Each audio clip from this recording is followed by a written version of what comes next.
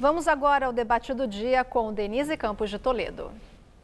E hoje nós vamos falar sobre Copom, juros, mercado financeiro e também investimentos com a Deodato Volpi Neto, que é estrategista-chefe da Eleven Financial, e o André Saconato, que é sócio da Integrare Brasil e professor da FIA USP. Deodato, boa noite. Boa noite, Denise. Boa noite, André. Boa noite, André. Boa noite. Bom, o Copom decidiu agora há pouco a manutenção da taxa básica de juros em 6,5% ao ano, até aí nenhuma surpresa, era, acho que a aposta unânime de mercado financeiro. Agora, ele no comunicado fez até uma avaliação um pouco melhor do cenário local e internacional, mas ainda colocando cautela em relação à política de juros, que o mercado já começou a falar mais da possibilidade até de alguma redução nas próximas reuniões, né? Eu gostei bastante do comunicado, Denise. Quando a gente olha a deterioração do quadro fiscal brasileiro, a complexidade que tem para aprovar uma reforma previdenciária que dê contenção e que redesenhe a trajetória da dívida pública, com um cenário internacional bastante controverso, a cautela é fundamental. As expressões utilizadas foram calma e serenidade, enquanto o Fed recentemente usou a palavra paciência. Na minha leitura, isso significa um recado ao próprio mercado. Acho que hoje o dia inteiro combinado foi um choque de realidade. A Bolsa subindo 11% no mês de janeiro, as curvas de juro fechando numa velocidade incrível, mostrando o que seria uma queda de risco estrutural muito grande, antecipando um movimento que, na nossa visão, mesmo estando muito construtivos para o ano, de longe significa a nossa realidade. A gente tem um desafio muito complexo de endereçar as reformas, de conter a trajetória da dívida pública, que está muito pesada. Esse comitê de política monetária é marcado pela técnica, pela diligência. Acho que esse comunicado foi uma maneira de puxar o mercado para o chão um pouco. Então vamos trabalhar mais estímulo? Não, a gente tem que controlar o balanço de risco. Agora, André, na verdade foi a última reunião sob o comando de Ilan Goldfein. O próximo já deve ter o novo presidente do Banco Central, que tem que ter o nome avalizado pelo Senado. Roberto Campos Neto, em princípio, deve ter uma linha muito parecida com a de Ilan, não é? É o que o mercado espera. Eu concordo muito com o que o Deodato falou. Eu acho que o Banco Central olhou realmente qual que é o nosso cenário hoje. Nosso cenário é variáveis relacionadas às expectativas subindo, então a expectativa do consumidor, dos empresários, do consumidor está subindo um pouquinho, não está nos picos de antes, e o país não andando. Produção industrial derrapando, PIB derrapando. Então, quer dizer, eu acho que para agora, esse balanço de riscos e contrapondo um fiscal que ainda está muito solto, como já foi dito pelo Deodato, acho que é a melhor solução. Quer dizer, o que você tem hoje? Você tem muita expectativa positiva, mas pouco resultado. E o resultado é o que determina a pressão inflacionária, que pode haver pressão inflacionária. É desemprego alto, desemprego muito alto, capacidade instalada da indústria muito baixa, nós temos ainda uma boa gordura para queimar. Então, eu acho, e por outro lado, um fiscal muito pesado. Então, no balanço de riscos, realmente manter parece que é a melhor solução agora e talvez aí por um bom tempo. Porque esse balanço de risco só pode ser mudado com uma potencial aprovação de uma reforma da Previdência que a gente está vendo que vai ser só lá para o meio do ano. Então, eu acho que nessa e nas próximas, acho que parece ser a melhor solução mesmo. Agora, Deodato, quem começa a defender um corte maior da Selic, algum corte pontual, mesmo que seja pouco, mas manter a trajetória, coloca alguns pontos que até o Banco Central, o Copom, citou, que é o desemprego alto, a dificuldade da economia crescer para valer, a sociedade que se percebe ainda na indústria, como o André falou. Então, juros mais baixos poderiam ser um estímulo, né? E, por outro lado, as projeções de inflação estão muito tranquilas. Quando você pega o horizonte, por exemplo, o relatório Focus para este ano, para o ano que vem e também para 2021, todas as projeções abaixo do centro da meta. Então, há uma confiança no cenário inflacionário que eu queria saber se você não partilha dessa expectativa. Denise, nós somos na Eleva na ponta de cima do relatório Focus em relação, a gente participa do Focus. Até para falar para quem está nos acompanhando que o relatório Focus é a média das projeções do mercado, né? O Banco Central faz esse levantamento pegando as projeções para vários indicadores e ele leva em conta essas projeções. E você disse que a sua está acima. É porque muito da inflação vem da expectativa de inflação. É importante os telespectadores entenderem que na dinâmica macroeconômica, ancorar ancoragem de expectativa faz muita diferença na dinâmica de preço.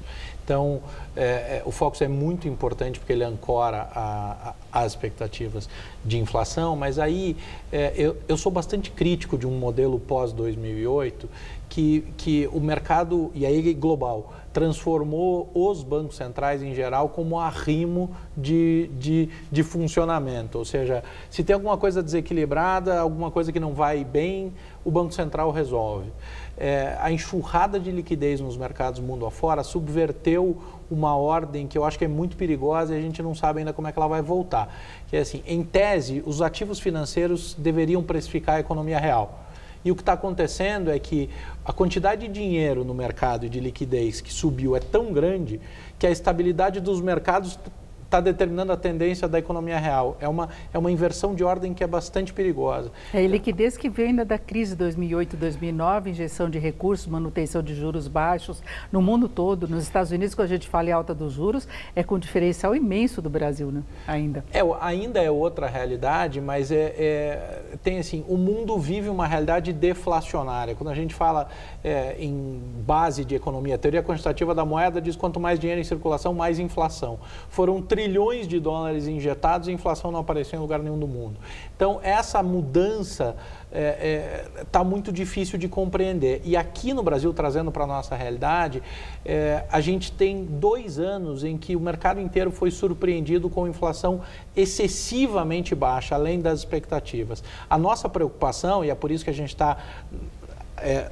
nós somos basicamente a linha de cima da projeção inflacionária do Focus. O que a gente entende é o seguinte: o Brasil não tem história e não tem estrutura para peitar a inflação. A inflação não é algo que deixou de ser um risco importante para a economia brasileira. Ela pode aparecer por diversos fatores. Historicamente, a gente viu isso. Então, eu acho que a cautela é necessária. Gostei de ver e acho que assim, quem estava pedindo uma queda de juro estava, na verdade, seguindo essa característica de usar o Banco Central de arrimo, e eu não gosto dessa dinâmica. Agora, André, o grande risco relacionado à inflação talvez seja a não aprovação da reforma se houver essa possibilidade, né? Hoje é um clima de otimismo, né? Se percebe uma disposição política, o Congresso aderindo a essa ideia, a sociedade, mas seria uma situação muito difícil de administrar a não aprovação, ou alguma coisa muito fraca, né? Hoje em dia todas as previsões econômicas dependem da aprovação da aprovação da reforma da Previdência.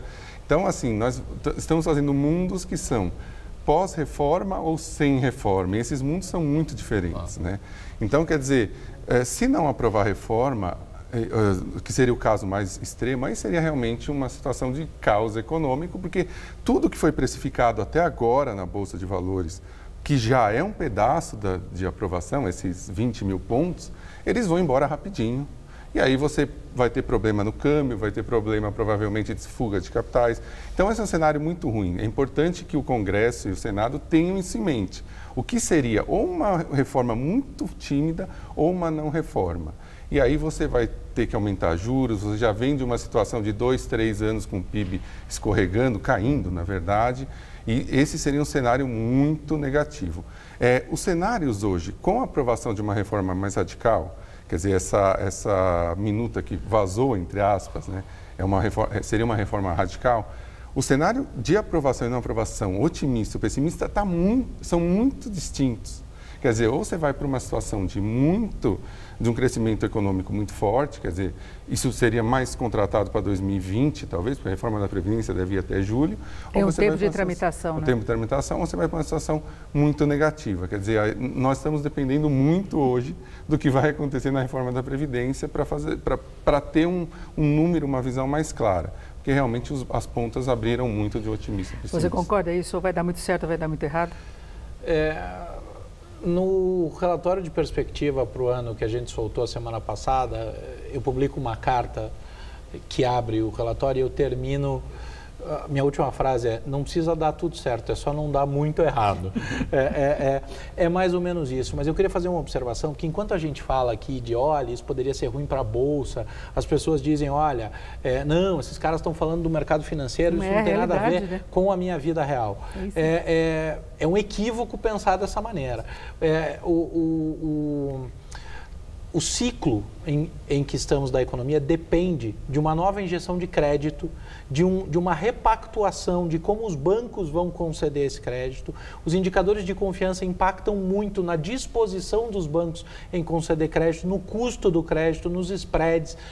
A confiança do empresário precisa voltar para ele voltar a contratar, para acelerar esse fechamento desse ato de produto, mexer no desemprego de maneira estrutural. Então, para as pessoas que estão assistindo, é fundamental compreender que quando a gente fala que a Bolsa responde, a Bolsa é simplesmente um termômetro daquilo que é a realidade econômica. Então, a reforma da Previdência é fundamental para a vida real de todos nós, para que o ciclo deixe de ser destrutivo, como foi, principalmente do ápice da crise aí, Dilma II, né, no fim de Dilma I e Dilma II, até recentemente a gente começou a inverter essa tendência, só que o desastre, o descalabro das finanças públicas foi tão grande que a gente acabou com a margem de erro. Agora, ou endereça isso e aí a gente vai em frente de maneira aguda, ou a gente vai ter que lidar com um cataclisma. E é muito sério e não tem nada a ver com a Bolsa de Valores. É efetivamente a economia real. E pegaria a economia no momento ainda desfavorável. A quantidade que nós temos de desemprego, o roubo fiscal, a dificuldade de se tomar investimentos, as empresas ainda com fraqueza, muito endividamento, atraso de pagamento que ainda continua no patamar alto, as famílias principalmente. Então, só pioraria uma situação que não melhorou de fato. Não, e completando esse raciocínio, que eu acho que é bem interessante para mostrar para as pessoas o que são, né, o que representam os índices, né? Na realidade, o que a reforma da Previdência representa? Representa que o governo não vai quebrar.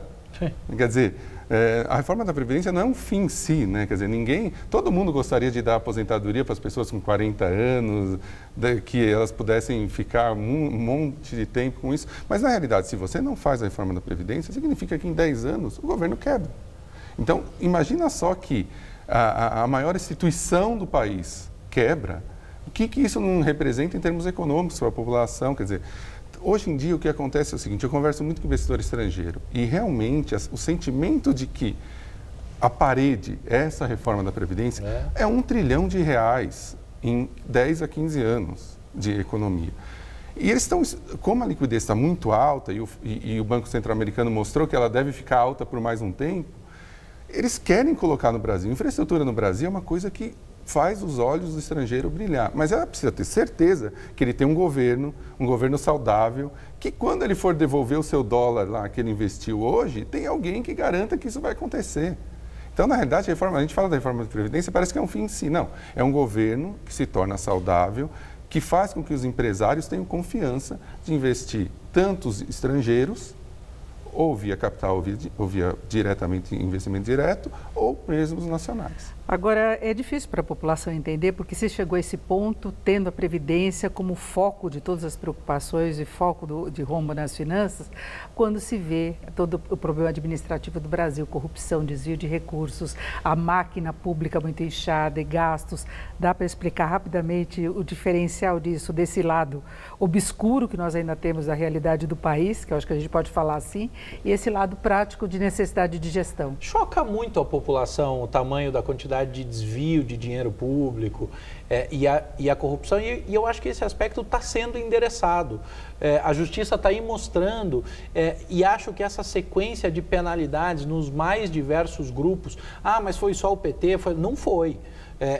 Tem gente condenada de todos os partidos, empresários icônicos e emblemáticos ficando preso por muito... mas ele ficou 2 anos na cadeia e saiu. 2 anos na cadeia. Um empresário ultra emblemático no país. Então, isso está efetivamente mudando. Agora, um exemplo bem rápido e bem prático. Greve dos caminhoneiros. Causou uma comoção nacional. Todo mundo se sensibilizou com os caminhoneiros. 2 semanas depois, apresentaram a conta para todo mundo pagar. Aí todo mundo diz assim, não, mas peraí, por que eu vou pagar? Então, eu acho que o que o processo de reforma vai fazer é quebrar o corporativismo e fazer com que todos os grupos da sociedade, nós inclusive, tenhamos que ceder para que a combinação dessa cessão crie um caminho de solvência melhor e virtuoso para todos. Não vai ter como fazer a conta parar em pé se determinados grupos, e aí todos, não queiram abrir mão do seu quinhão. É um tiro no corporativismo. Isso já está acontecendo na justiça e vai passar a acontecer na economia, assim espero. Rapidamente os dois, passando a reforma, que cenário temos pela frente? No primeiro semestre, passando. Deixa eu não furar a fila aqui, senão... Não, imagina. Não, então, o que a gente pode esperar com a reforma da Previdência passando, e ainda mais se for uma reforma um pouco mais...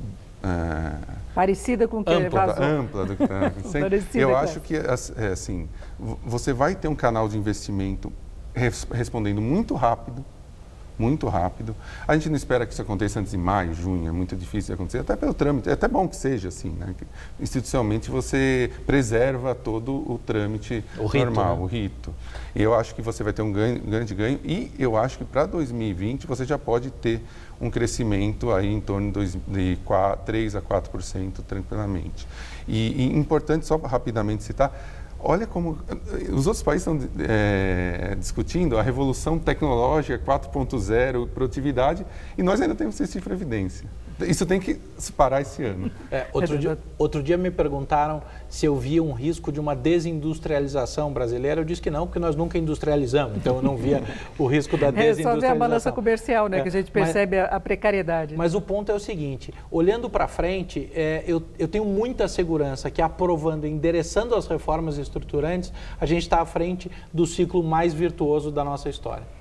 Porque está no momento que você tem uma combinação de vários fatores. Você parte de uma inflação e juro baixo, pelo menos no caso da taxa básica de juros, potencial de expansão do consumo, atração de investimentos e disposição do empresariado, quem tem condição de investir na atividade. Denise, é muito mais sorte que juízo, mas está tudo no lugar. É só fazer o que tem que fazer que a gente tem condição de ser, sim, de alguma forma, uma ilha de crescimento, de desenvolvimento no mundo no próximo ciclo. Só somando a tudo isso, todo esse cenário que você falou, com um desemprego muito alto e com a capacidade instalada da indústria muito baixa, ou seja, dá para crescer sem pressionar a inflação. Que seria ideal, porque você não tem que mexer em juros, você continua com uma política monetária e aí, quem sabe, chegue no varejo também esse corte de juros, né? Não, entendendo o seguinte, aí é a história que a gente falou há pouco. Muda a confiança, muda a perspectiva à frente, caem os spreads de crédito porque reduz o risco de inadimplência. Isso é melhor para todo mundo, reduz o custo do dinheiro.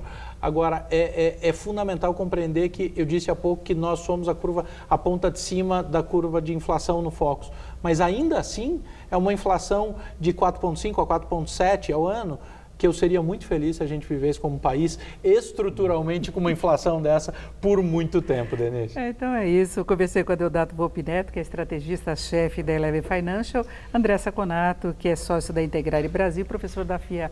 Muito obrigada aos dois, foi ótimo. Obrigado a vocês. Obrigada a vocês. Boa noite, Luciana.